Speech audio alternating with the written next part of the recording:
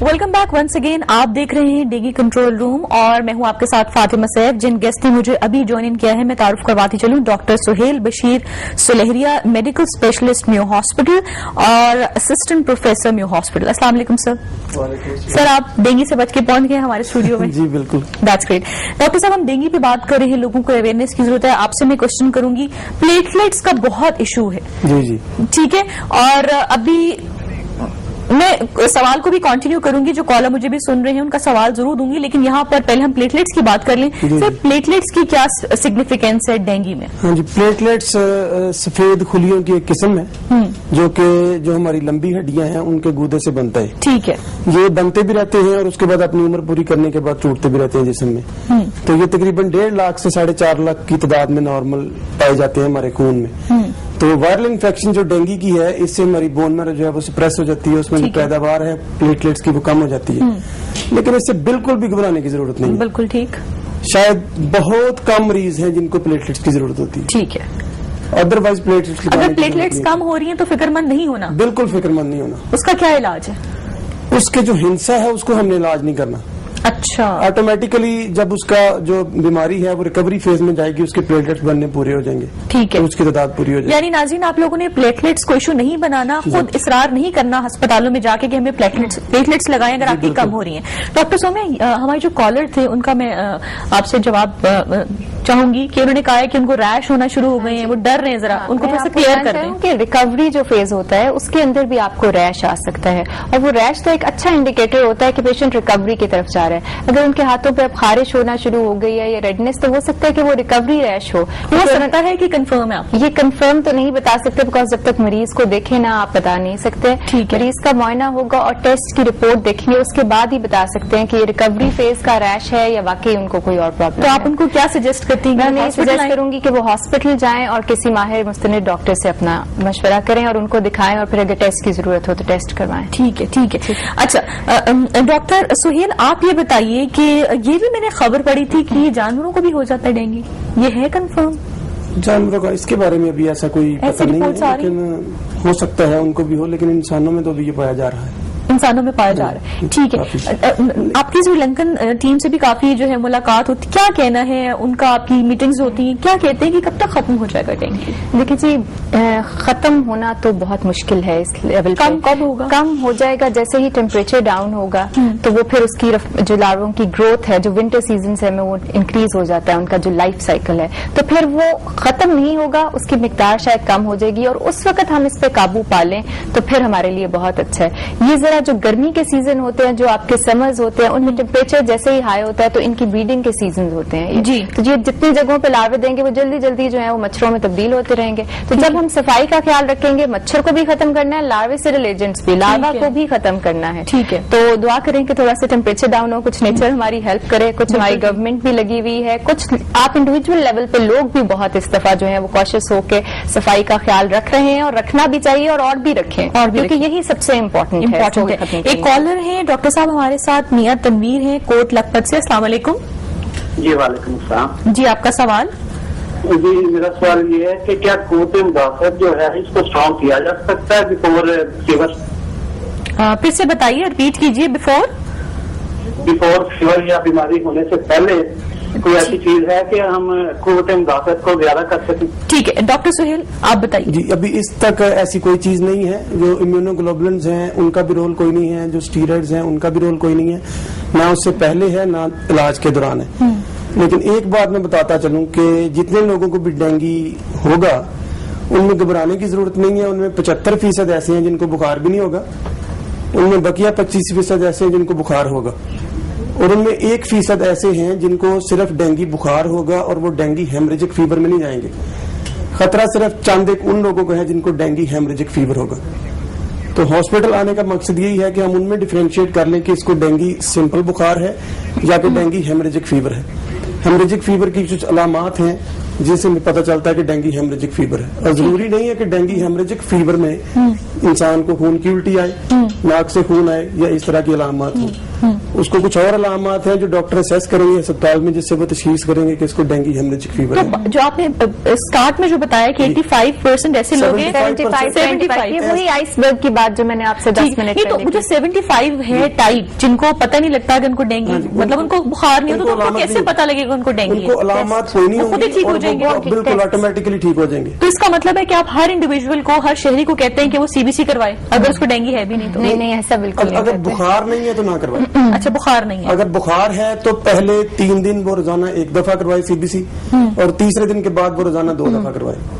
फिर 48 आवर्स बहुत क्रूशियल। कितना बुखार होना चाहिए तो वो करवाए? बुखार की शिद्दत नहीं है, किसी को ज्यादा शिद्दत का हो सकता है, किसी को कम शिद्दत का हो सकता है, ये नहीं है। लेकिन तीसरे दिन के बाद, 3rd डे ऑनवर्ड, जो सीबीसी है वो दिन में 2 दफा होनी चाहिए।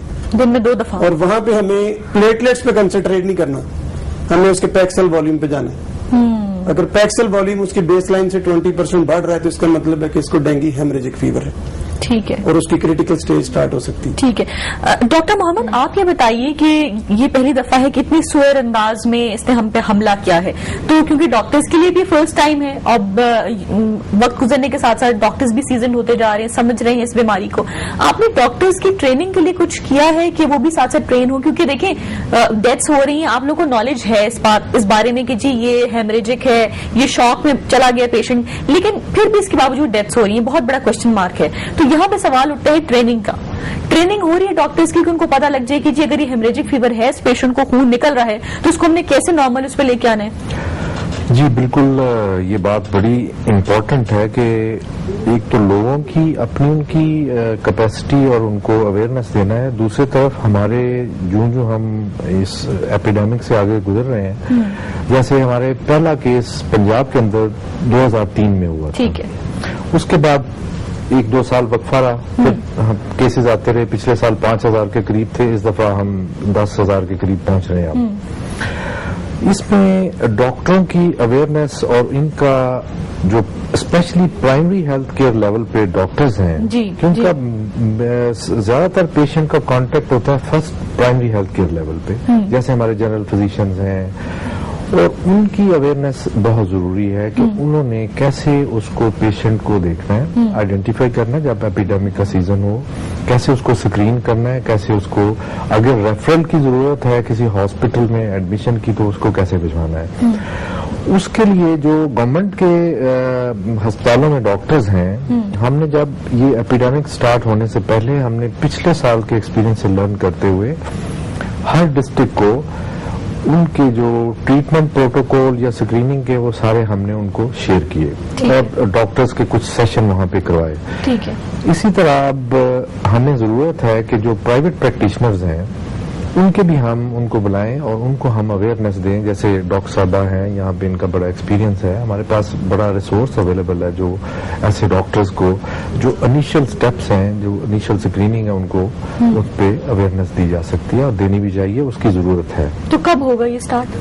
ये हम अभी स्टार्ट ले रहे हैं, जैसे श्रीलंकन आए हुए हैं, इसमें हमने प्राइवेट प्रैक्टिशनर्स को 2 दिन पहले सीएम ने खुद चेयर किया था उस सेशन को, बहुत बड़ा हमने वो किया था, एक आप सेशन समझ लें अलहमरा में। ठीक है। और उसमें काफी उनको श्रीलंकन टीम ने खुद उनको ट्रेनिंग दी थी कि उसको कैसे।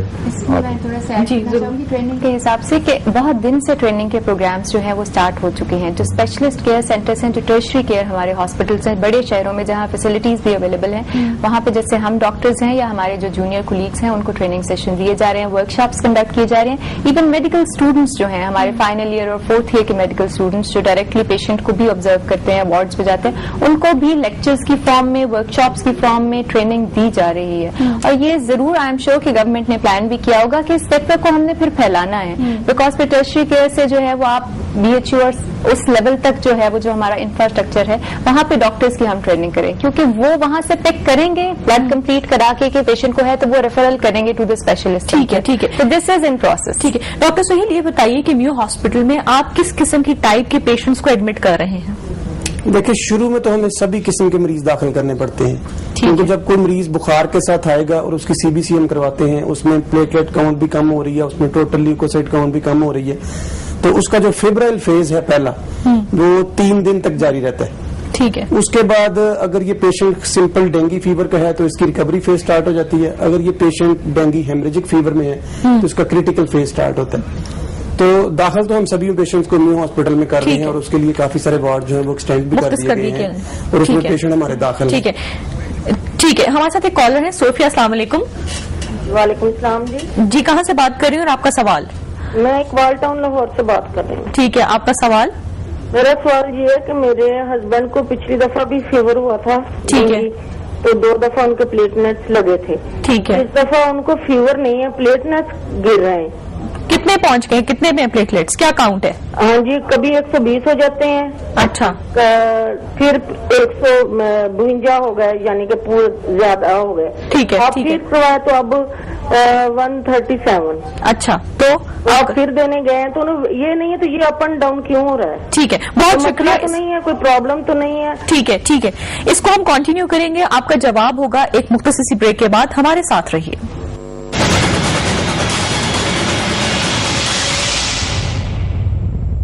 جیتے شاہد آفریدی سے ملنے کا موقع اور ڈھیروں فینٹاسٹک پرائزز. تفصیلات کے لیے وزٹ کریں www.maxfan